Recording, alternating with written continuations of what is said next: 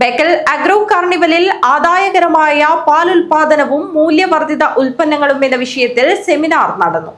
ആത്മ deputy project director DL Suma K ഉദ്ഘാടനം ചെയ്തു. Kanhangad block panchayat പള്ളിക്കരയിൽ സംഘടിപ്പിച്ച ബേക്കൽ അഗ്രോ കാർണിവലിൽ ആദായകരമായ പാലുൽപാദനവും മൂല്യവർദ്ധിത ഉൽപ്പന്നങ്ങളും എന്ന വിഷയത്തിൽ സെമിനാർ സംഘടിപ്പിച്ചു. ആത്മ deputy project director DL Suma K ഉദ്ഘാടനം ചെയ്തു.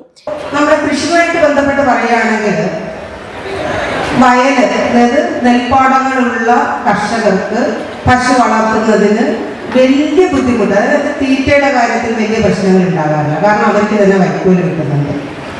ഈ പാടങ്ങളില്ലാത്ത ആൾക്കാർ പുറത്തുനിന്ന് വൈക്കോല് കൊണ്ടുവരല്ലേ, ലോറിയിൽ കൊണ്ടുവരും.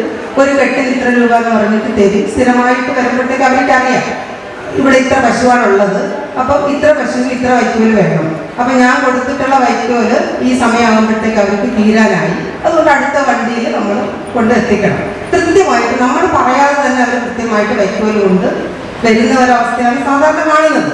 ഉദുമ ഗ്രാമപഞ്ചായത്ത് വൈസ് പ്രസിഡന്റ് KV ബാലകൃഷ്ണൻ അധ്യക്ഷത വഹിച്ചു. Kanhangad dairy extension officer PV Manoj Kumar വിഷയാവതരണം നടത്തി.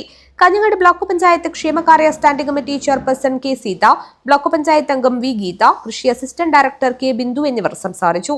കാഞ്ഞങ്ങാട് കൃഷി ഫീൽഡ് ഓഫീസർ മുരളീധരൻ സെമിനാറിൽ മോഡറേറ്ററായി. കാഞ്ഞങ്ങാട് ബ്ലോക്ക് പഞ്ചായത്തിന് കീഴിലുള്ള ഉദുമ, പള്ളിക്കര, അജാനൂർ, പെരിയ, മടിക്കി എന്നീ പഞ്ചായത്തുകളിൽ നിന്നുള്ള ക്ഷീര കർഷകർ സെമിനാറിൽ പങ്കെടുത്തു. News bureau, Pallikkara.